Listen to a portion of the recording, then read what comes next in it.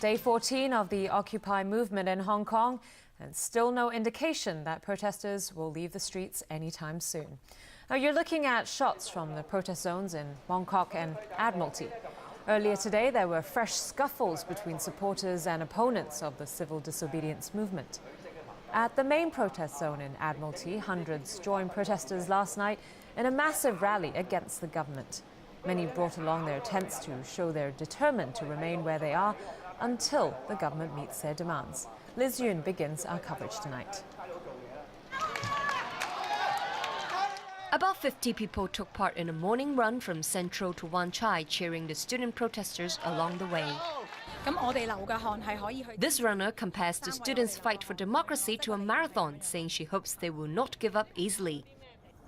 Meanwhile, some district councillors called on protesters in Admiralty to end their blockade of Queensway first and then do the same in other occupation areas. This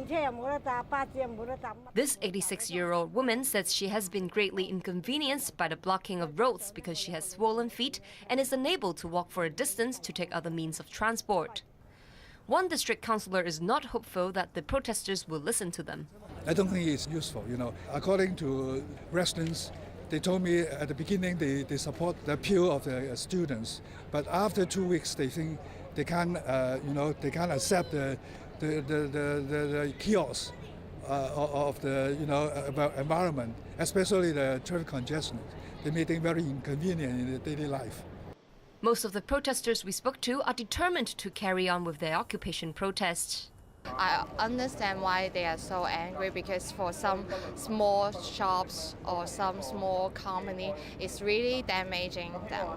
We actually bring some inconvenience for them, but after all those years we are protesting, peacefully. The government still have no response. Along Harcourt Road, colourful camping tents are sprouting up as protesters respond to the one-person, one-tent call by student leaders. Some of them, intending on staying put until they see progress in their fight for democracy, have even put up house numbers on their temporary home sweet home.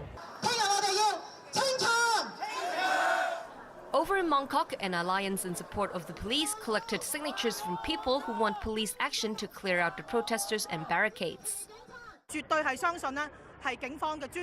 Convener of the alliance, Letitia Lee, urged the police to launch a clearance operation in Mong Kok tomorrow. Her group plans to visit the US Consulate General and the German Consulate General on Monday to demand the two countries not to intervene in Hong Kong's internal affairs. Lee also thinks that the Legislative Council should be dissolved, as some of the lawmakers are in support of the civil disobedience movement. Scuffles broke out today between members of Lee's group and the occupiers. One of the occupiers claimed that he was hit on the head by a flying object.